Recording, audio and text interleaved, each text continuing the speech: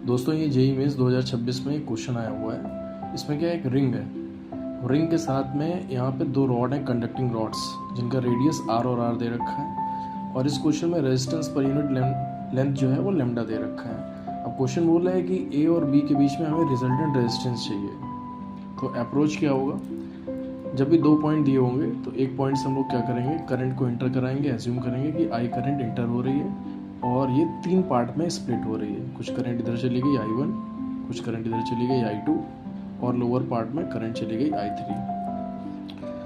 अब देखो यहाँ पे जो I1 जा रही है वो इस पूरे पार्ट में है और जो हमारी I2 जा रही है वो R और R में कॉमन करंट है और third current I3 lower part में है।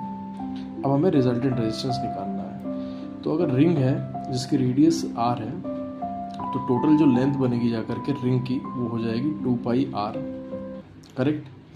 अच्छा आप देखो यहाँ पे ये जो लोअर पार्ट है AB का डायरेक्ट, ये 1/4 पार्ट है रिंग का और जो ये रिमेनिंग पार्ट है ये 3/4 पार्ट है। तो एक काम कर सकते हैं अपन लोग कि 3/4 पार्ट का रेजिस्टेंस निकालें। तो रेजिस्टेंस निकालने के लिए क्या करें, क्या लेंथ बनेगी जाके 3/4 पार्ट की, तो ये हो जाएगा इस पार्ट को हम लोग L2 लेकर के चल रहे हैं। तो L2 इज इक्वल्स टू मान के चलो ये हो जाएगा 3/4 इंटू 2 पाई R। तो यहाँ पे जो हम लोग सॉल्व करेंगे इसको तो ये आ जाएगा 3/2 पाई R ही लेंथ बनेगी और रेजिस्टेंस पर यूनिट लेंथ जो है वो लेमडा है। तो इसमें अगर हम लोग लेमडा से मल्टीप्लाई कर दें तो ये हमारा R2 इस पूरे पार्ट का रेजिस्टेंस बन जाएगा। सिमिलरली ये AB पार्ट जिसमें I3 करंट है, इसमें अगर हम लोग रेजिस्टेंस निकालेंगे यहाँ पे तो इसका रेजिस्टेंस बनेगा जा कर के 1/4। तो ये बन जाएगा 1/4 टोटल लेंथ 2 पाई R और मल्टीप्लाई कर देंगे रेजिस्टेंस पर यूनिट लेंथ से।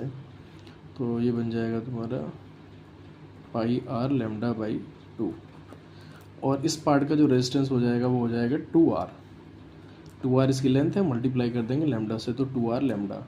अब अपने पास देखो यहाँ पे ये तीन करंट है, तो जब भी करंट जो होगी डिवाइड होगी, स्प्लिट होगी, तो ये तीनों पैरेलल में है। तो कैसे रिजल्टेंट रेजिस्टेंस निकलेगा, तो पैरेलल के लिए फॉर्मूला लगा देंगे 1/R is equals to 1/R1 plus 1/R2 plus 1/R3। तो ये बन जाएगा हमारा 1/2R लेमडा इस पार्ट की वजह से।